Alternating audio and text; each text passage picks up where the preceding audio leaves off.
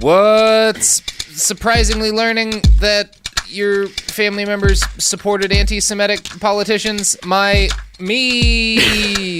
I'm Robert Evans, host of Behind the Bastards. This was another trademark.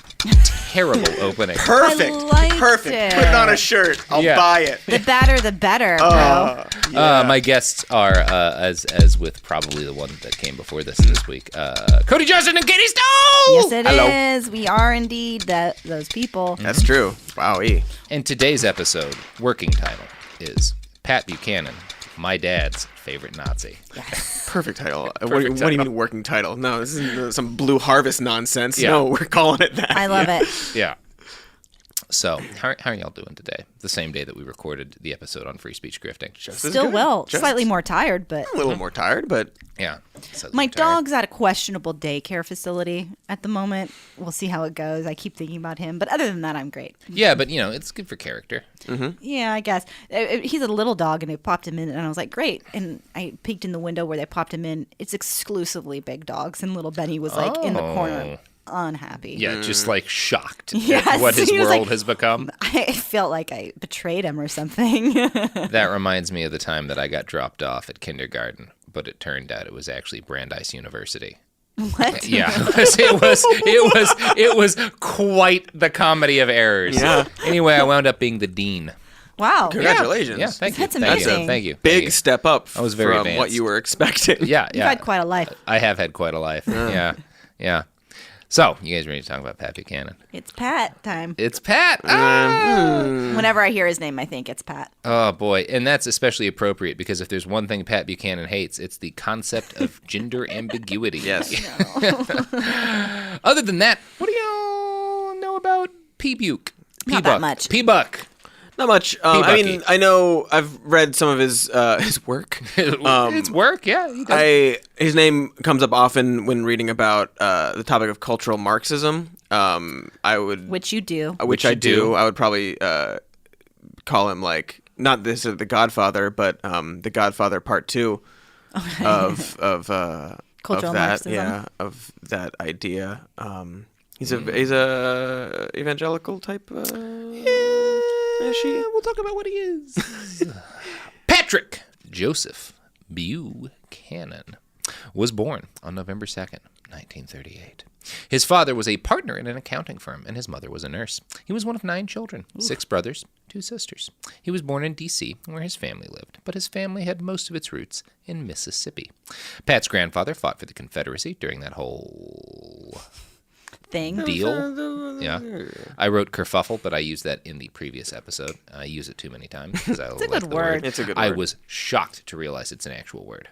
Really? Mm-hmm. Yeah, kerfuffle's a word. If you spell it wrong. I meant that you were shocked. I was shocked, yeah. Yeah. Now, Pat grew up proud of his Confederate roots and would later join the Sons of Confederate Veterans. Heritage, not hate.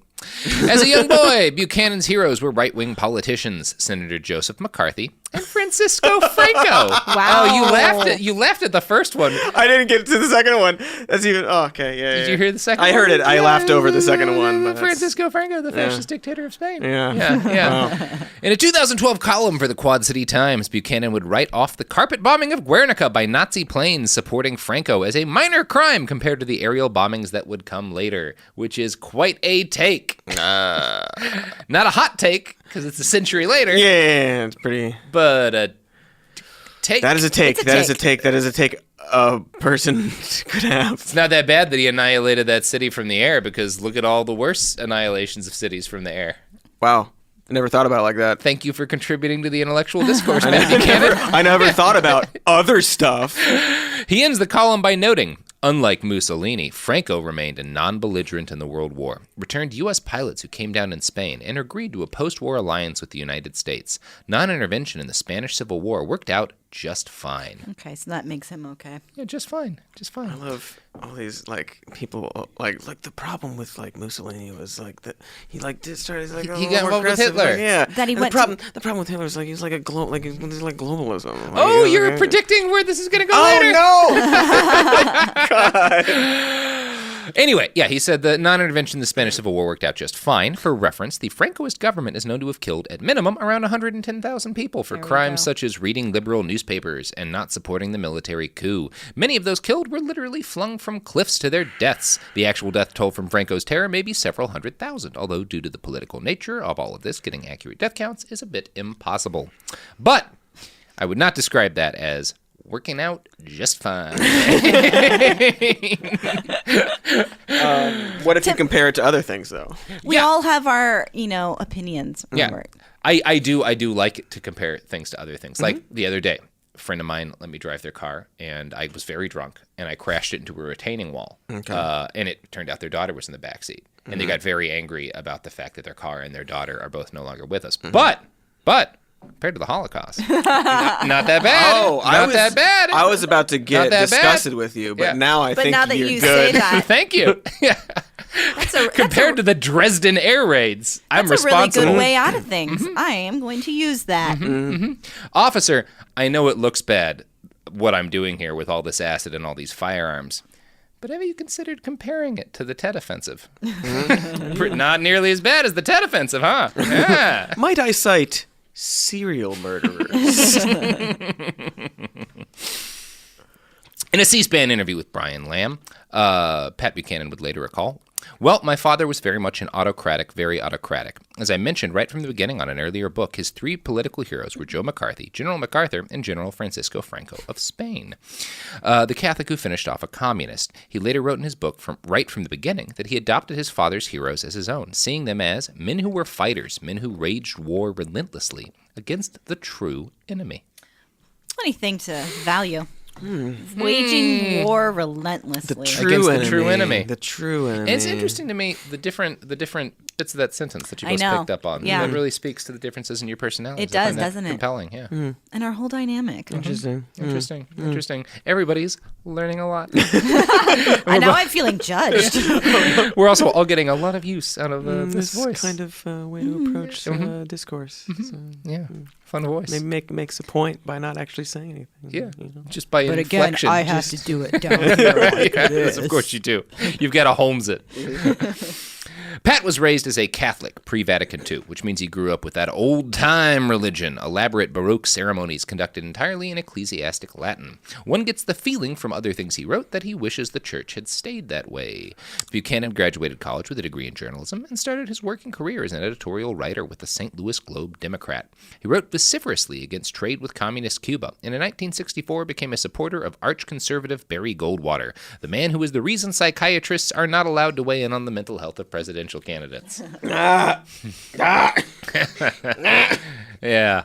In 1966, he was hired as an opposition researcher for the Nixon campaign. He gained the nickname Mr. Inside for dropping numerous Easter eggs into Nixon speeches aimed at very far-right stalwarts in the party. Cool. He was also a big advocate that conservatives should aim to be anti-establishment as a way to gain votes. He coined the term silent majority during a speech he helped write for Nixon to address hundreds of thousands of anti-Vietnam protesters in October of 1969.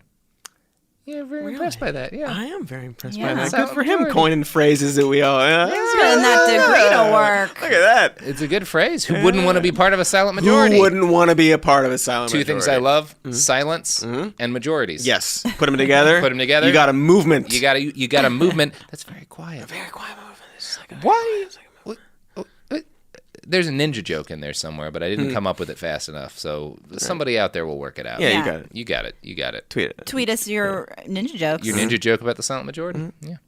As an aide in the Nixon White House, Pat Buchanan was a constant voice against racial integration. God. Yeah. The true enemy. The true enemy. Yes, well, he was talking about the true enemy. According to the New Republic, in Right from the Beginning, which is a Pat Buchanan book, Buchanan describes how in the early 1960s he wrote editorials slamming the civil rights movement based on documents provided by the FBI. Buchanan also argues that the segregated Washington he grew up in, where blacks were disenfranchised, was a better and more humane city than what it later became. Hearing a lot about that these days too. Yeah, about the humaneness of human beings being forced to use different water fountains? Yeah. How the communities and society was better because of segregation and actually integrating caused more problems than it addressed and solved. I wonder if any of the people making that argument have ulterior motives. I wonder. I don't. I know they do. It sounds like something based purely in fact and science and studies. Now, among other things, Pat Buchanan suggested his boss, the president, read an article in The Atlantic by Richard Herrnstein, a co-author of a little book you might have heard of called The Bell Curve. No, not the bell jar. Don't mistake the two. I do not. Because I do like to think of Nixon reading Sylvia Plath and having himself a good cry. Yeah, like that's kind of fun to think about. Oh, God, I hope he did. Single-tiered. Yeah. This book made me cry. Buchanan wrote in a memo to the president, basically, Herrnstein's article demonstrates that heredity rather than environment determines intelligence, and that the more we proceed to provide everyone with a good environment, surely the more heredity will become the dominant factor in their intelligence and thus in their success and social standing. It is almost the iron law of intelligence that is being propounded here, based on heredity. The importance of this article is difficult to understate. If correct, then all our efforts and expenditures, not only for compensatory education, but to provide an equal chance at the starting line, are guaranteeing that we wind up with the intelligent ones coming in first. And every study we have shows blacks 15 IQ points below whites on the average. Pat Buchanan. Okay. Okay. Is that part of why Nixon started the EPA? Oh, geez. No, I don't think so. Okay. I don't think so. I don't think that's what they're talking. I think when they talk about environment, they're talking about, like, the quality of the schools. Oh, yeah, no, right. I know. Yeah. But, like, there's, like... If that's why Nixon created the EPA, that would be a actually shockingly progressive way to look at racist science. Mm-hmm. Right. Like, well, then we need to get the toxins out of them. Right, we got to make sure that, That would be a weird loop for Nixon to... Yeah. I don't think that's the case, though, but either. I don't know anything about the founding of the EPA. Yeah. I don't want to, I think part of it was that, like, they were upset with, like, the liberal consensus that, like, it doesn't matter. It's fine. Yeah. We'll have to talk about that at a time when we know what the fuck we're talking Yeah. about. Unlike certain professor doctors who just love talking about things they know about. See, last episode. See, previous episode. And people calling themselves neuroscientists. And evolutionary biologists when they're clinical psychologists. Now, as you might have guessed, Pat Buchanan had some attitudes towards the intelligence of black people. Seems like it. Sounds like it, yeah. His views on gay people were no more charitable. He believed homosexuality led inevitably to the decay of society. Yep. In 1977, he wrote this. Homosexuality, then, is not some civil right. In a healthy society, it will be contained, segregated, controlled, and stigmatized, carrying both a legal and social sanction. Strong words, Pat. P. Buke. P. Buck. Put them in camps. I mean, this is all proto now. Everything he's saying. Yeah. Pat Buchanan is proto now. That's a good way to look at this guy's Sounds like career. a Star Wars name. It does sound like a Star Wars name. It does. Proto now.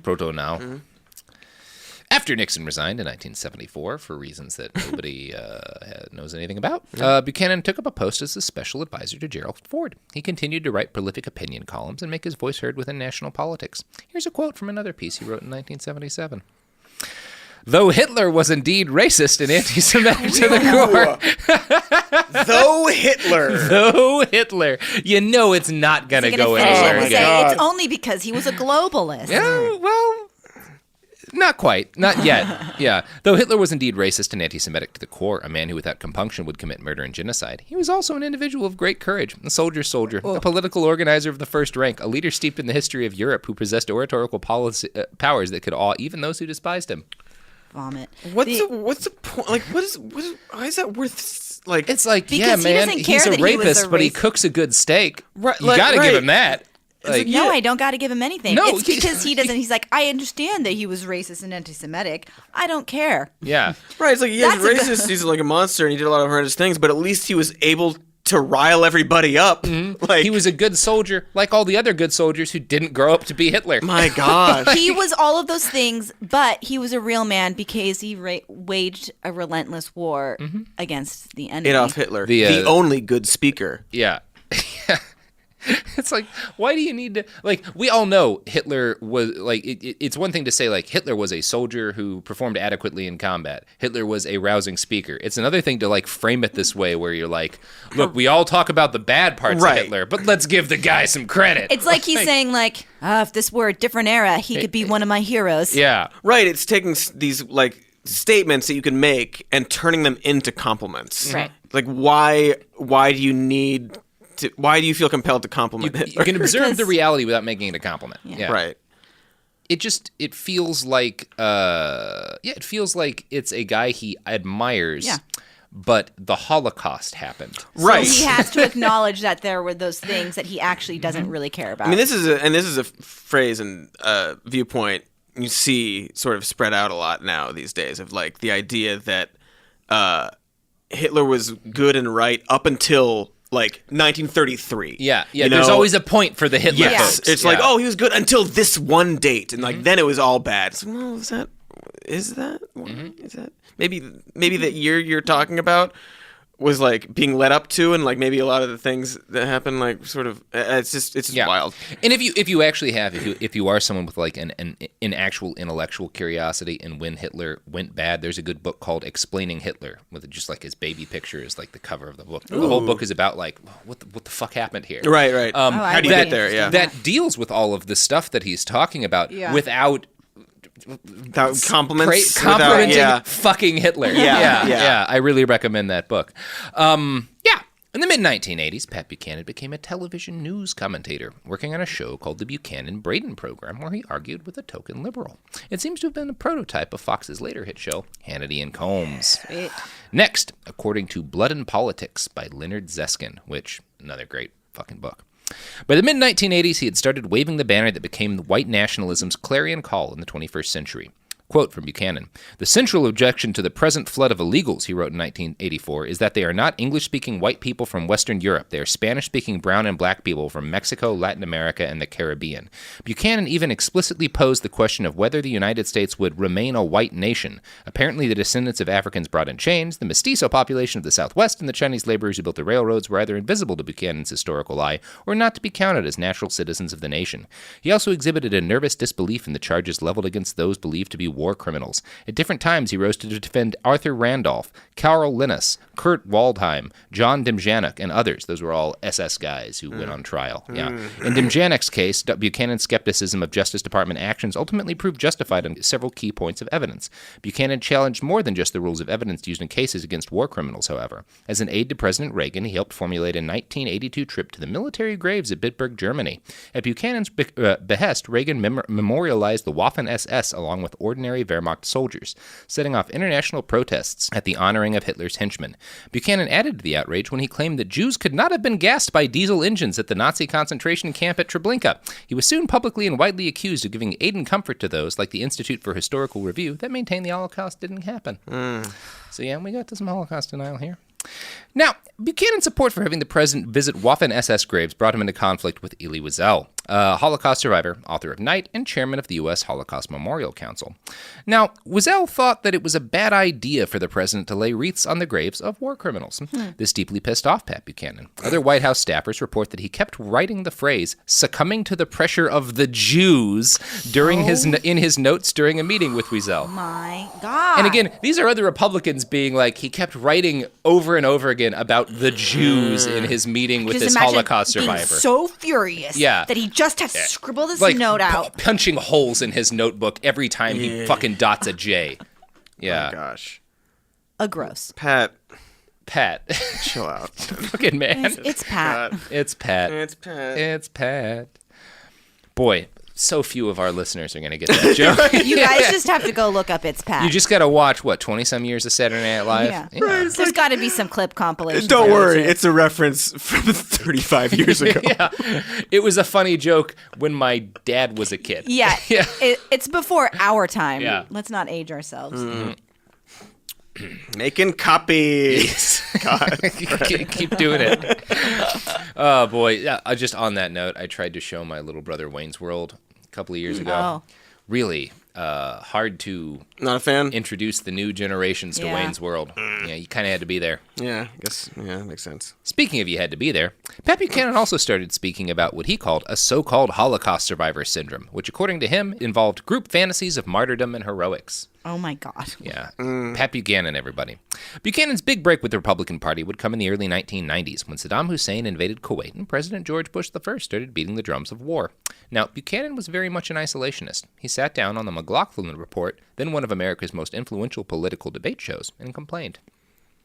There are only two groups that are beating the drums for war in the Middle East, the Israeli Defense Ministry and its Amen corner in the United States. He later added that Israel was pushing America to expend the blood of its children in a proxy war. The Israelis want this war desperately because they want the United States to destroy the Iraqi war machine. They want us to finish them off. They don't care about our relations with the Arab world. Buchanan called Israel a strategic albatross draped across the neck of the United States. He specifically blamed New York Times editor A.M. Rosenthal, Assistant Secretary of Defense Richard Pearl, columnist Charles Krauthammer, and Henry Kissinger for promoting the Gulf War. You may note that all of those men are Jewish. You may also note that Pat Buchanan's list of people pushing America towards war with Iraq did not include any Gentiles, like, say, George H.W. Bush. Good example. Good example right there. Doing it. The president doing it. Peculiar. Buchanan further complained in a column that Americans who would die in Iraq would be kids with names like McAllister, Murphy, Gonzalez, and Leroy Brown. Wow. Leroy Brown? Excuse me? Yeah, I'm not kidding you. That's how he ended that sentence. That's how he that sentence. Leroy Brown. What? And I want to state right here unequivocally that I reject the idea that Leroy Brown could possibly have been defeated by the Iraqi army. Because in case you are not aware, he was the baddest man in the whole damn town. Madder than old King Kong and meaner than a junkyard dog. Yeah. Yeah. I mean, that's who you want. That's who you want going to fight. Yeah. Bad example, Pat. Goodness, you said that. Jesus Christ. Like, McAllister, Murphy, Gonzalez, and Leroy. That's insane. Like, what the fuck, Pat? Jesus Christ. Oh, the baddest man in the whole dang town. The baddest man in the whole damn town. Oh, God. I do love Jim Croce. Just like three last names and then... It's one of those things where, like, I should be angrier, but this is literally the third reference to Jim Croce songs that I've managed to work into one of my podcasts, and I'm very proud of how many times I get to... You're on a roll. I am on a roll, yeah. It just did the same song twice, and they're both fantastic. They're both just amazing songs. Incredible. Yeah. Anyway, Buchanan's refusal to hold ranks with his fellow Republicans deeply pissed off other conservatives. William F. Buckley, editor of the National Review, wrote an essay accusing Buchanan of anti-Semitism. But these charges did not bring an end to Buchanan's career or his political relevance. In fact, thanks to a little fella named David Duke, he was about to become more prominent and influential than ever before. Oh. Fuck you. Fuck you, man. And there comes David Duke. There he is. He's just right on in there. Every time we're here. You guys need a racist? I'm David Duke. Don't you worry about it. Sometimes I picture these as like little animated stories when you're telling it to me, and right then I was, and then he popped up like a little just cartoon pops version. right in. I love him so much. He looks like a lizard's ghost these days. He does. Every now and then I remember he was at fucking Charlottesville, and like, yeah, God damn it, David Duke. Like, maybe it's a sign you shouldn't be there when David Duke shows up. David Duke shows up. But you know who is good when they show up? The people who offer services and products. I was going to say that. Yep, dang. That's what's good, is the products and services supporting the show. I got it right. It's an ad pivot. Won I got it right. The ad pivot. I think we all won with products and services this fine. We do all win. Products.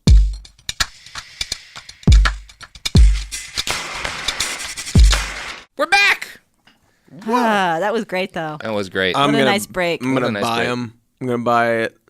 You're gonna buy it? I'm gonna buy what it was. I hope it was something The thing good. that No, Yeah. it might you probably just talked good about. chance it was dick pills All or a right. Microsoft Surface tablet. Either way, fine products. I mean, I'd take a Microsoft Surface tablet. Oh man, Surface Books actually. Would I write all of the episodes of the show on? Great laptop. I've wanted one. Yeah, They're really good nice, laptops. Yeah. You have one? No, I'd like one. Oh, you'd Very like good. one. Yeah. Anywho. Now, David Duke had become the Grand Master of the KKK in 1974. His chief innovation was merging new progressive elements of neo-Nazism with the old, stodgy racist traditions and terrorist habits of the KKK. He's an innovator, Cody. You gotta respect an innovator. Dusty old ideas. You gotta reinvigorate them. This KKK, you got good bones. You got but we good bones. just gotta do a little overhaul. I just imagine a truck full of Klansmen hitting like a Panther tank. You got Nazis in my Klansmen. You got Klansmen in my Nazis. This ain't your grandfather's KKK. Oh, Christ. This is KKK, and then it's like XXX. Yeah. Like triple extreme Yeah. KKK. because that was necessary. Now, Duke gained moderate infamy for running a Klan border watch, and when he left the KKK in 1980, he formed the National Association for the Advancement of White People, which was I mean, I don't know if you guys are paying attention, but in 1980, rough years for white guys. Yeah, that was bad for white people. Yeah, it was a rough time. So I get it. Thank God we moved past those days. Yeah. In 1989, he was elected as a representative in the Louisiana House of Representatives, winning 51% to 49%. That's too much. That's too much. Too many. Yeah, so he got elected in Louisiana. According to the Daily Beast, quote, Duke touted himself as a pro-life fiscal conservative, was known as an ex-Klan leader. He eschewed overly racist language and instead pointed to crime in the city, criticizing affirmative action and minority set-asides. See, by ixnaying on the racism, just a little bit, not even a lot, just a skosh, and emphasizing crime and focusing on his desire to shut down welfare and stop affirmative action, Duke was able to build a surprisingly strong coalition of voters for a guy who had literally marched in public wearing a Nazi uniform. Good for him. Good for him.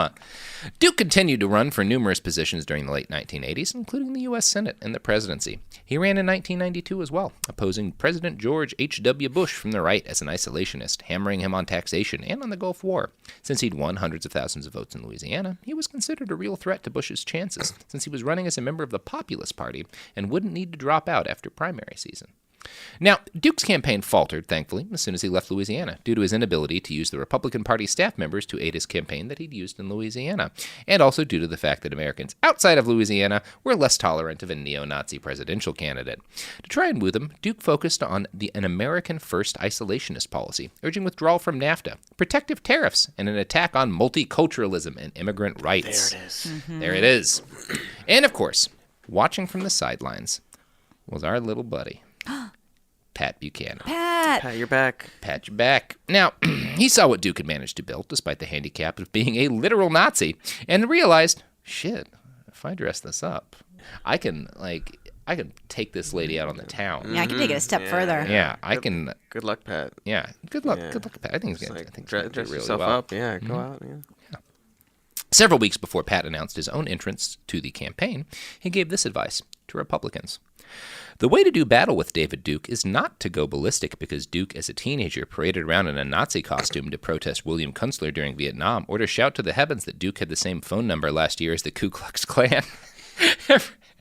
Everybody in Metairie knows that. The way to deal with Mr. Duke is the way the GOP dealt with the far more formidable challenge of George Wallace. Take a hard look at Duke's portfolio of winning issues and expropriate those not in conflict with GOP principles. Yep. That's how you beat the literal fascist, is take some ideas from him. If you can't, etc., Steal his ideas. Do what they say. Now, during the Cold War, America's conservatives had literally been the opposite of isolationists, urging intervention all over the damn world in order to fight communism and make the world safe for, say, fruit companies. After the fall of the USSR, the Republicans found themselves lashed, briefly, by chaos, unsure of where to swing next. Buchanan essentially charted a new course for the American right, isolationism.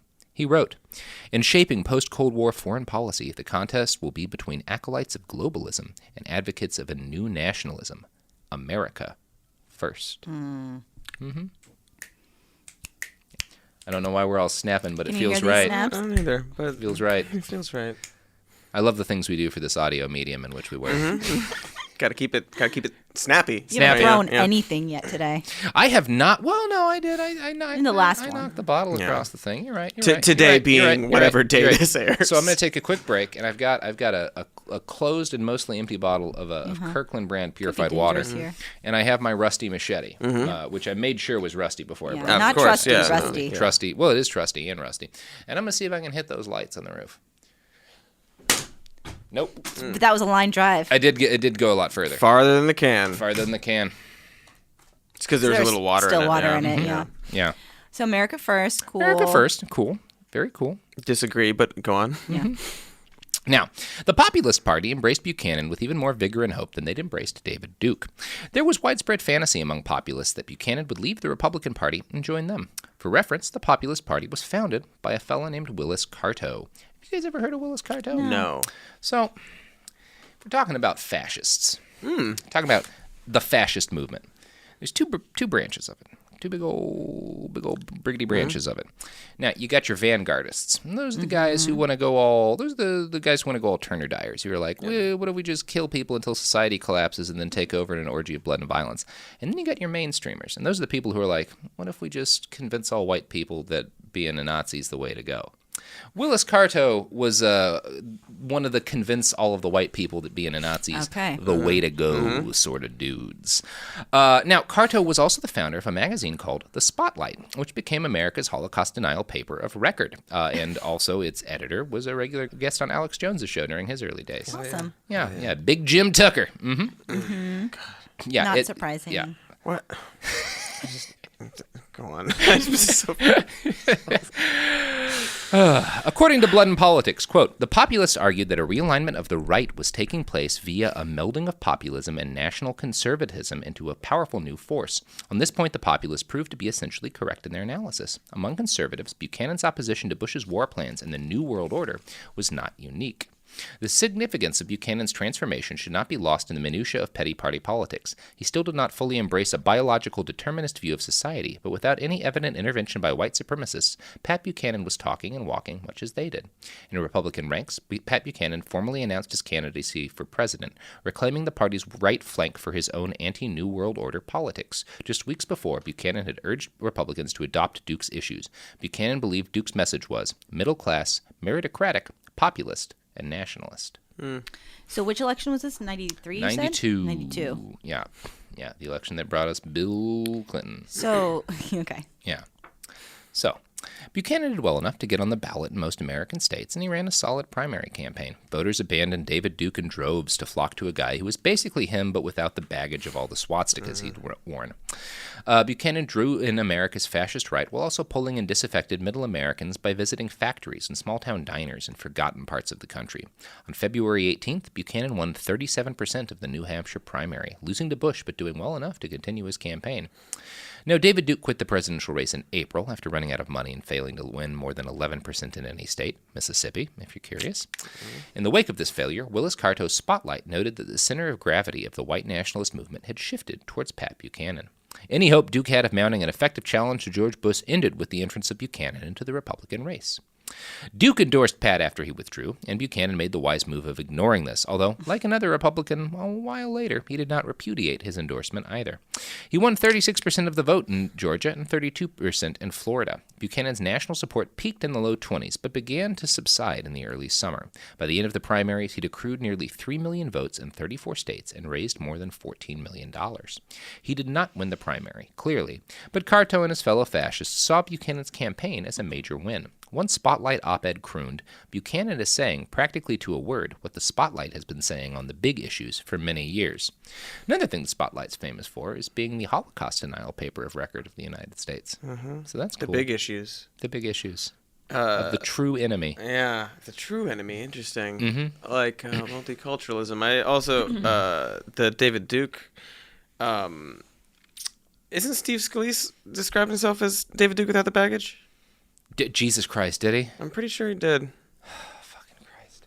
That's a nice pitch. That phrase really stuck out to me when you said it. I don't Exactly know. the same, but people don't know that about me yet. Exactly the same, but I don't own a swastika that you know of. There are no pictures of haven't me that shown I'm you my aware of swastika. that have me with a swastika or a Christ. hood. I don't know. I don't know much about Steve Scalise at all. But I do know a lot about Pat Buchanan. Oh, good. I love Pat.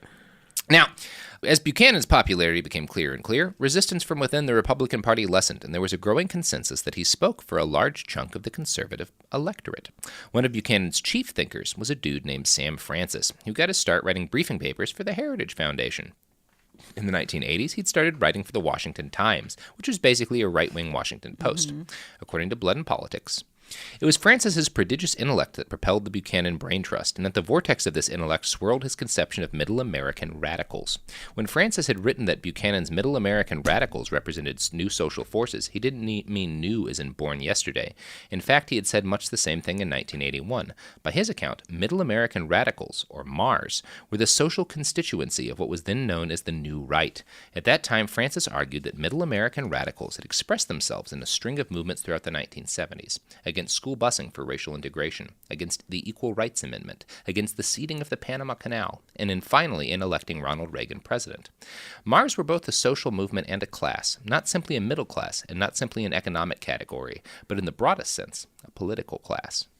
Francis declared that the Buchanan Revolution as the emergence of a new political identity that he believed would come to dominate right-wing politics in the future.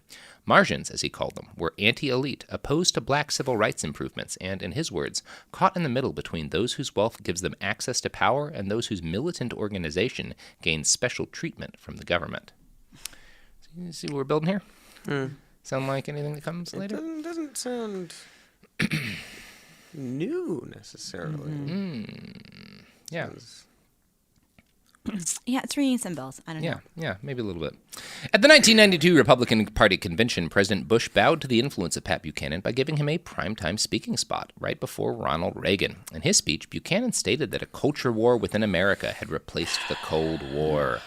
My friends, this election is about much more than who gets what. It is about who we are. It is about what we believe. It is about what we stand for as Americans. There is a religious war going on in our country for the soul of America. It is a cultural war as critical to the kind of nation we will one day become as was the Cold War itself.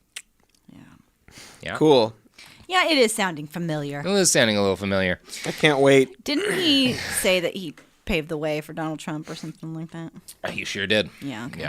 Yeah, he sure did. He also sure did. He also He also sure did. He's not wrong about that. In 1996, Pat Buchanan ran as a Republican again, this time aimed at unseating Clinton rather than a sitting Republican president. His popularity was immediately shocking to the Republican Party leadership. Buchanan won the New Hampshire primary handily by focusing on his desire to stop foreign workers from entering the United States to undercut American salaries.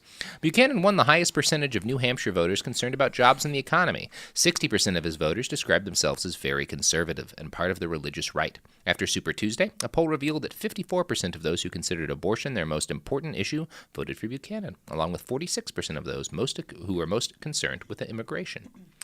Now, Willis Carto's Liberty Lobby, which was basically a pack for racists, and his newsletter, The Spotlight, endorsed Buchanan officially this time. In their Republican Voters Guide, they noted that the wealthy and powerful American Jewish community, popularly known as the Jewish Lobby or the Israeli Lobby, does not like Pat Buchanan, and claimed his victory would constitute the greatest political revolution in history. Okay. So, would have marked a pretty fucked up political revolution. Yeah, definitely I take issue with the word greatest. Yeah, it's not exactly the language I'd use. Yeah, but yeah. Now, Buchanan also earned the support of a group called the Council of Conservative Citizens. Have you ever heard about those guys? No. They're a very far-right lobbying group. They have a website that hosts articles, news articles, and including, it's still around this day. And one of the very popular types of articles that they like to host focus on what they call black-on-white crime. yes. And the Council of Conservative Citizens, interestingly enough, is the website that was cited by Dylan Roof in his manifesto as the thing that radicalized him into shooting up a black church in Charleston. There we go. Interesting. Cool. How these people read things and get radicalized. Yeah, that is from interesting. The sort of Nifty. hyper-focused topics that these rhetoric. people choose to write about. Didn't at one point Breitbart have a black crime Sure tab? did. They got rid of it. Sure did have Yeah, a black cool. crime tab. They got rid of it after all of the shootings. Yeah. Now, Buchanan also teamed up with Pat Robertson's Christian Coalition. With all these far-right voters together, Pat was not able to beat Bob Dole, but he was able to force Dole and the Republican Party to harden their anti-abortion stances and add anti-immigrant planks to the platform demanding a change to the 14th Amendment. Bob Dole ceded on these issues, but refused to let Pat have a good speaking slot at the 1996 convention. So, Brave brave of you, Bob. Way to stick it to him. Thanks, Way to Bob. Stick it to the probable Nazi. Yeah. Speaking of dick pills. Speaking of dick pills, Bob Dole and me, both trailblazers. Buchanan's eventual caving to the Republican Party bummed out the white nationalists who had helped lead him to prominence. Oh no, they're bummed. Yeah, alas. He let him down. He let his constituents down. I love just the idea of like bummed out white nationalists. Oh. You hear the Snoopy music. Yeah, just like moping, kicking rocks in their Klan uniforms. Oh, heck. Oh, good. Oh, shucks. Yeah. They'd expected and urged him to walk out of the convention rather than yield to the mainstream, free trade-loving, non-concentration camp-supporting moderates of the Republican Party. One Ohio Klansman ruefully lamented, In the history of presidential politics, 1996 will go down as the year that Pat Buchanan cast away the political opportunity of a lifetime. He raised and spent some $30 million, yet what is there in the end to show for all this? 1996 would prove to be the high watermark of Pat's presidential ambitions, but it would not be his last major effort to secure the presidency. He ran again in the year 2000, and this time he didn't run as a Republican. Now, younger listeners who haven't spent a lot of time watching old episodes of The Simpsons may not remember a fun little tyke named Ross Perot, but the rest of us do. Oh, Ross Perot. He is a preposterously rich, very, very tiny man who once owned a large chunk of the city of Dallas and a small mercenary army. He ran for president, and according to Republican lore, he cost George H.W. Bush his re-election. Now, Perot ran as part of the Reform Party, which, he founded. Yeah, the Reform Party. Yeah. And he did well enough to qualify for federal funding in the 2000 general election. However, Ross Perot decided not to run in 2000, so suddenly there was an opening for anybody who might want to take up his mantle. Pat Buchanan saw this as an opportunity. He decided to use his good name and prominence in national politics to try and get the job. At a convention in Greenbelt, Maryland, Buchanan told 150 people about his plan to use the Reform Party to break up the two-party monopoly. He promised them, if he was elected, at that very moment, their new world order comes crashing down.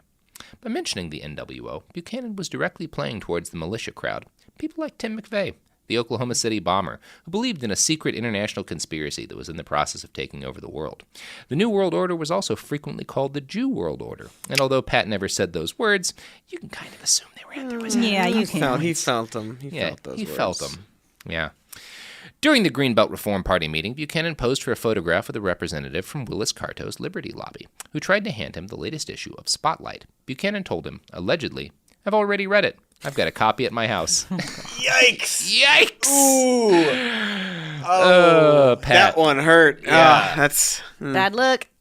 In order to press his candidacy, Pat Buchanan did what all good wannabe presidents do. He wrote a book, A Republic, Not an Empire. And we're going to talk about that book in a little bit.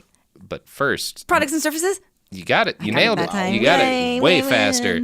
All right, let's get you on Jeopardy, and let's get these products. Only if it's only topics up products and services. Just products, and then the answers are all services. Yeah, you'd run the board. Products for 500. Services. That's just printing money. What is services? What are services? services? Oh, I'd lose. Speaking of printing money, ads.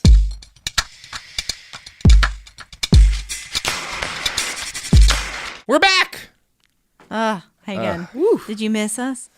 I missed us. I know, me too. Now, when we left, I was talking about the book that Pat Buchanan wrote to kick off his 2000 campaign, A Republic, Not an Empire. Yeah. Now, A Republic, Not an Empire was published by a publishing house you may not have heard of called Regnery Publishing. Does that name sound familiar? Ragnary? Regnery. It does not. No. Regnery Publishing. Well, you guys have heard it once before, but I'm not surprised that you don't recognize it. When we did an episode earlier about the history of the American fascist movement back in the 20s and 30s, and we talked about a dude named William Regnery Sr., who was one of the chief financial backers of the America First movement, a fascist political campaign in the 1930s aimed at aligning the United States with Nazi Germany. His son runs Regnery Publishing, and would later go on to fund the National Policy Institute, which, of course, is where Richard Spencer came to work. I love how it's all so connected. Yeah. Oh, I love it too. Oh, it's good stuff. Little spider web. Not to be contrarian, I hate it. Yeah, it's gross. It bums me out. Yeah. Anyway, according to the New York Times review of Buchanan's book, Mr. Buchanan's thesis that Hitler offered no physical threat to the United States as of the late 1940s, in the book A Republic, Not an Empire, Mr. Buchanan analyzes the history of American foreign policy and questions whether Hitler sought war with the West or was driven to it. Hitler made no overt move to threaten U.S. vital interests after his initial victories across Europe in 1939 and 1940, Mr. Buchanan writes. In a separate chapter criticizing the power of numerous American ethnic groups over foreign policy, Mr. Buchanan writes, after World War II, Jewish influence over foreign policy became almost an obsession with American leaders. Yeah, Pat. Other people are obsessed. Yeah. God. At one point in the book, Pat writes this. Had Britain and France not given the war guarantees to Poland, there might have been no Dunkirk, no Blitz, no Vichy, no destruction of the Jewish populations of Europe. What? If we just let Hitler invade Poland unchecked, then there would have everything been no would have Holocaust, except for the Jews that they instantly started killing as soon as they Yeah. moved into Poland. Do you think that the Holocaust happened because Hitler was wanted- mad I about think the Poland? that's Like what he what? thinks. It's like, no, I'm going to blame, Excuse me? kill all the Jews.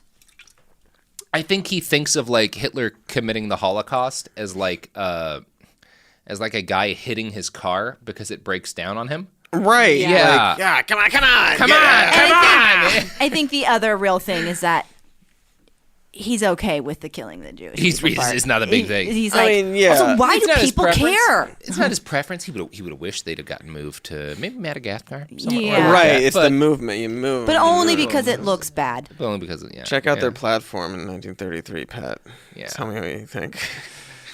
Buchanan's campaign took off like wildfire among fringe political circles, only stymied slightly by the fact that one of his fundraisers, a British national named Mark Cotterill, was building a network of Buchanan supporters that included members of the National Alliance, an explicitly neo-Nazi group funded by George Lincoln Rockwell disciple William Pierce, author of the Turner Diaries. Stop it! Stop! Like, what the? Oh, it's painful. Oh, you just can't keep these Nazis off of him? All these. Oh, why are all these Nazis? Yeah. God. Covered in Nazis. Covered in Nazis. It's that Onion article. Why are all these homosexuals sucking my cock? Oh, Pat. Oh, Pat. Jesus Christ. Now, Pat Buchanan's, I think, wife, who ran his campaign, fired Mark along with 20 other volunteers, which was meant to prove that the campaign was completely intolerant of racists and fascists. But the fact that there were more than 20 of them to fire kind of belies that point. Oh, man. Pat. Now, Buchanan picked it as his running mate, Azola Foster, a 62-year-old black woman, anti-immigrant activist. She became a Republican during the Reagan era and joined the John Birch Society in the mid-1990s. Azola was an outspoken advocate of the Confederate flag, which she considered a symbol of heritage, saying, "The war was more about states' rights than anything else." During her acceptance speech, she promised voters, "If anybody knows a racist, I do. Pat Buchanan ain't no racist." Oh, girl. If anyone of all the people, like I know a racist. I know a racist. Ugh. Oh, fun times. Pat Buchanan himself promised to redefine what it means to be a conservative in America. And it's likely that his promises caused serious worry for George W. Bush and crew. Remember, these folks already accepted as given that Perot's Reform Party candidacy cost their last Bush an election. They were not about to let that happen again. Enter Roger Stone and a quirky little fella named Donald Trump. There it is. Yeah! Yes. As soon as you're like the God. Reform Party is like, we gotta talk about We gotta it. talk about Donald Trump. According to NBC News, Trump too was against NAFTA and spoke of global trade deals as a drain on American jobs, and he was for a strict immigration policy. "We have to take care of the people who are here," he said. But he drew a bright line when it came to Buchanan's tone. He seems to be a racist, and accused him of cultivating support from the bigoted fringes. On slow days, Trump wrote in an op-ed, he attacks gays, immigrants, welfare recipients, even Zulus. When cornered, he says he's misunderstood. On a trip to California, between a meeting with reform activists, a paid speech, and a taping of The Tonight Show with Jay Leno, Trump visited the Simon Wiesenthal Center's Museum of Tolerance, which sought to shine a light on racism and injustice around the world. After his tour, Trump told reporters that Buchanan should come here and have a talk with Rabbi Cooper and his staff and talk things out a bit. He added, "We must recognize bigotry and prejudice and defeat it wherever it appears." Where'd that guy go? I hate him so much. He's such a piece of shit. What a piece of shit. Absolute opportunistic piece of shit. Yeah, no, nothing means anything to him. Nope. He's- Also, like the idea of like, oh yeah, Pat Buchanan went to the Museum of Tolerance is like he's good now. Oh, no, this is Donald Trump. This is Donald No, I Trump. know, Yeah, but I'm saying yeah. like he's like, oh, saying, I like- think Pat should come here. Yeah. And, Oh, like, yeah, The yeah. idea that Yeah. like a visit would solve Pat Buchanan. Yeah, It's yeah. like- Going to rather than him just like kind of like trying to hide his crotch from view as he like walks through the concentration camp right. photos because he's a fucking Nazi. Yeah. Yeah, I think that was clear. Now, when questioned about Pat Buchanan's "Hitler wasn't all that bad" book, Donald Trump said this.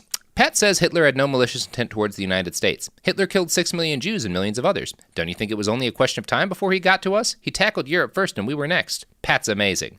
When asked whether he had read the book, Mr. Trump stated, "I've seen the phrases we're dealing with." Classic. Oh, that is it. I've seen the phrases. I've seen the phrases. seen the phrases. I had to include that line as soon It's as perfect. I read it. That's Ooh, that is Trump. That's Trump classic right Yeah, there. yeah, that's really, really Trump classic. Seen the phrases. I've seen the phrases we're dealing with. Trump's campaign. Sorry, it's just like I've seen the phrases we're dealing with. What we're dealing with is such a weird like. He talks so weird. He talks very weird. He doesn't understand words. Or he does. Or he does. Yeah. On a very masterful level. Yeah, who knows? Not me. Trump's campaign was able to take a significant amount of wind out of Pat Buchanan's sails, but it was not enough to stop Pat Buchanan's Reform Party candidacy. Buchanan made his way onto the ballot in several states, including Florida. In Palm Beach County, a liberal stronghold, he received 3,407 votes on first count. Local Reform Party officials realized at once that this count was completely bogus. Buchanan himself in an interview stated that only 300 to 400 of those votes were really his, and the rest were misreads. He told an interviewer, "The rest, I am sure, were Gore votes." Florida's Secretary of State and Bush campaign co-chair decided that recounts were not necessary. The Democrats challenged this, and the issue was taken to the courts, leading to a final Supreme Court decision to end the recounts. The 3,000 votes Buchanan himself believed were for Al Gore went to him instead. This left Bush ahead in Florida by 500 votes. Unbelievable. Yep. So that's cool. That's. I think we differ on that. I think cool. Maybe not, I don't know, but He means like, cold, like ice cold. Ice cold. Ice cold. Ice cool. Ice cool, baby. frozen. Yeah. Mm-hmm. Yeah, that's a dark. Yeah, that's a dark path to think about. Yeah. Too much. In a recent Politico article on his life, Pat Buchanan was branded the Forrest Gump of politics, a name which would be apt if Forrest Gump had a balls-deep history of anti-Semitism and cavorting with Nazis. But still, you can't deny that there's something to the idea. For every major swing American politics has taken in my lifetime, at least, Pat Buchanan has been there to make sure things break just a little bit worse than they otherwise would have. This pattern has continued into the Trump era. In January of 2019, USA Today published an article titled, "Trump Quotes Pat Buchanan." Yep. Full fucking circle. Yeah. Last week, Buchanan wrote an article that implored Trump to declare a national emergency on the southern border because mass migration from the global south, not climate change, is the real existential crisis of the West. Trump has publicly considered such a declaration as a way to go around Congress in order to secure funding for a wall on the U.S.-Mexico border. On Sunday, the president quoted a portion of Buchanan's post in a pair of tweets. The first said, "The Trump portrait of an unsustainable border crisis is dead on," and then listed a number of immigration-related crime statistics. Buchanan did not cite the source of the data, but the context indicated it was from the Trump administration. The southern border, quote, "is eventually going to be militarized and defended, or the United States as we have known it is going to cease to exist, and Americans will not go gentle into that good night," the second tweet quoted. Now, this is interesting to me for a reason I'm about to detail. Buchanan's words, which were quoted by the president, are particularly fascinating in light of the Christchurch shooting that would occur roughly 2 months later. The shooter's manifesto, titled The Great Replacement, focused around his belief that the white race was being exterminated through immigration from non-white people into majority white nations. The shooter ended his manifesto by citing the same Dylan Thomas poem that Pat quoted, expressing his desire that the white race not go gentle into that good night before pumping rounds into dozens and dozens of men, women, and children. Seems like you got it from Pat. Thank you, Pat. Thank you, Pat. And that's Pat. That's Pat. That was Pat. That was Pat. Not Pat, what I'm about to say. But talking about Al Gore, I always think, God, if he'd won, we'd be so good on climate change right now. We'd have some. We would have to make such modest and minor changes. Yeah, that's the thing. Like for I decades, know. it's like you just do this, just do that, and then it gets worse and worse, and then you got to do more extreme things as time goes by. It's one of those things. When I was a kid, Pat Buchanan was a name I heard a number of times. Yeah, He was. I don't think my dad was like a huge backer of Pat Buchanan. Like he was a pretty mainstream Republican voter, but he liked Pat and cited him as like someone he thought really got it and would be a good candidate. And I don't know how much of Pat Buchanan he actually knew. I'm going to guess he just heard some sound bites on TV and stuff. Right, the stuff that's more palatable. Yeah, not the watered down kind of stuff. Cavorting with Nazis bits. Will your dad listen to this? Oh yeah, I hope so. Yeah. Hi, Dad. Hi, my dad. I don't think you're a Nazi, but I think you got hoodwinked by one. A lot of people. And a lot of people get did. hoodwinked. A lot of people get hoodwinked. That's kind of what they do. It's kind of their goal. Yeah. So. Products and services. Awful connections of awful people throughout history. They all know each leading other. Up to they all know each other. They all agree with each other. Yeah, you could like almost you really could play like if we're doing like a degrees of George Lincoln Rockwell, you get George Lincoln Rockwell directly to William Pierce, to that British guy who was on staff with Pat Buchanan, to Pat. There you go. It was 4 degrees It's not that to far. Rockwell, not that Yeah. far. What a fun game What a fun game. that you could play. I'm only 1 degree away from Heinrich Himmler, by the way. Really? I got to shake hands and have an interview with a guy who'd been in the Hitler Youth when he was 14 when the war ended, and got to meet all of the, because they would regularly do when he was a little kid, these speeches and stuff. So yeah. Wow. Well, That's good my- for That's great. you. Yeah. Good for me. Hermann Goering too. You won the game. I won the Nazi game. Yeah. It's a terrible Cool. game that no one should play. Did you know Hitler was a good soldier? Wonderful orator. Tell me more. What else was good about Was Hitler? he a good soldier? Yeah, I mean, yeah, fine. He did his job well. He got awards for it. Like Sure. it's so we're a lot of men who didn't commit genocide. Yeah. He got That's traumatized. correct. He got traumatized, and that's why he did all the things. And- This is again about Jordan Peterson. Yeah. and his views of Hitler. Yeah, it's one of those things, like, it's such a messy thing. Like, it's totally worth discussing. For example, Hitler spent literally 4 years in the trenches at the very front and was exposed to an enormous amount of artillery fire. And we have now learned in recent years from our soldiers that constant exposure to artillery and explosions causes essentially CTE, the same thing that NFL Right. players get. And like, yeah, there's very good chance that not just Hitler, but a lot of Nazis, most of whom were veterans, may have been impacted in some way on like a physical level by like the damage done to their That's brains at the front. fascinating. Yeah. Totally possible. Yeah. Reasonable thing to talk about and want to explore. Absolutely. Which doesn't mitigate it because, again, a lot of people out there with CTE and traumatic brain injuries who don't not. kill 6 million Jewish people. Yes, Yeah. exactly. Compelling point Compelling point. about But it other is people. interesting to Yeah. Oh, figure yeah, out yeah. and to study. Totally, Yeah, well, very- right. It's how yeah. you approach it, and Yeah. it's there's again, I'm not going to rant about Jordan Peterson for a long time, but like it's framing things like that justify the actions, Yeah. as Right. opposed to exploring things that contribute to it, and not like really looking at like where does the In a ideology come responsible from, way. like where like Yeah. Yeah, because the people who focus entirely on like, oh, you know, he got brain damaged or he got traumatized at the front and this caused it. Well, they ignore all that he wrote and said and all the people Yeah. who knew him when Right. he was in that hostel in Vienna as a homeless young man said about the fact that these little tracts, which were basically like the viral image memes, this was the fucking 4chan of its time, these like anti-Semitic tracts that would be printed out cheaply by the hundreds and passed around for free on the streets of Vienna. Hitler was obsessed with them and collected them and talked about them to us and read them to everybody. Yeah. And like, that was probably more of a factor than Probably getting more of a Hitler. factor. Than any potential brain Yeah. damage and from like in talking about like the like putting the infirm or like disabled people in camps, like I've heard Peterson talk about how like, oh, it was because, you know, Hitler had like this weird like OCD and aversion to like germs and stuff, and then it got worse and worse and worse as time went on. It's like, well, no, it's because they didn't work and contribute to society. Because he thought that it was worth more for Germany to win the war than those people to Right. exist. You refer to them as useless eaters. Yeah. It's not like, ooh, they're gross. Like Yeah. it's approaching it He was and disgusted. ignoring other stuff. He was disgusted by their inability to further his dreams of conquest. Right. Yeah. Right. It wasn't like this weird like, ooh, I don't like the germs. Right. Yeah. It's just it's weird. Like it's not because it's not Holocaust revisionism, but like Yeah. it. But It's weird Hitler justi- revision. form it's of yeah, just justifications. yeah.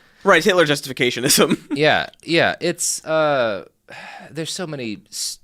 I'm a big studying Hitler fan. There's so many dumb debates that we have about the guy that are deeply frustrating. Like the people who will focus on the minutia of like, well, we don't have his name on any documents signing away the Holocaust, so we don't actually know that it was Unreal. Makes me it was crazy. like, guys, What are you Come on. doing? Honestly, what do Well, you come on. expect? What is the outcome you want from this conversation? Yeah. And what do you want me to think of you? are you looking at World War II and like taking out of it?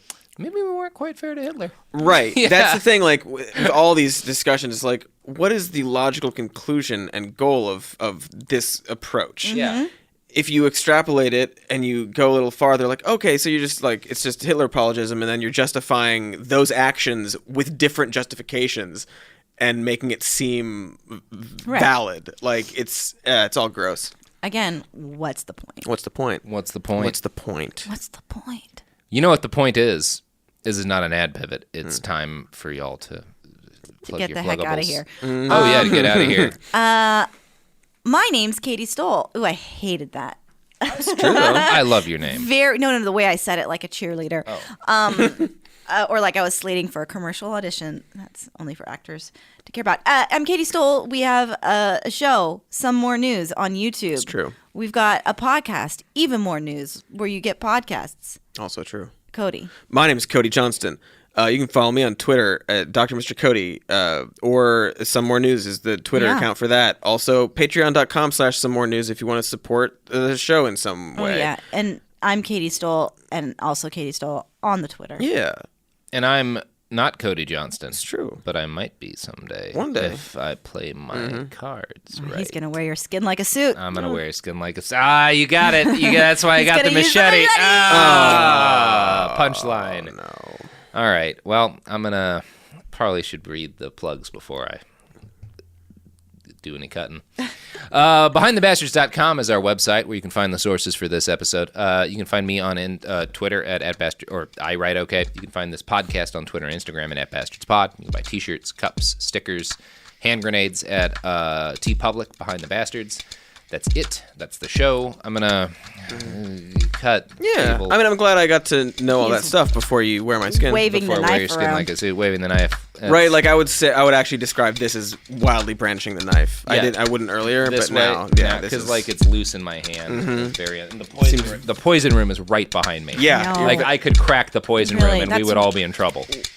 Way more likely to break into the poison room with that knife than you're throwing bagels. I agree. The throwing. I'm glad I didn't throw the machete because that poison room we do not want to crack. Yeah. Yeah, no, but it keeps the energy up. Keeps Not today, it keeps you on your poison toes, room. you know. Not today. Not today, Not poison today. room. There's a good chance in the next 9 months or so, but not today. Yeah. All right. Podcast is over.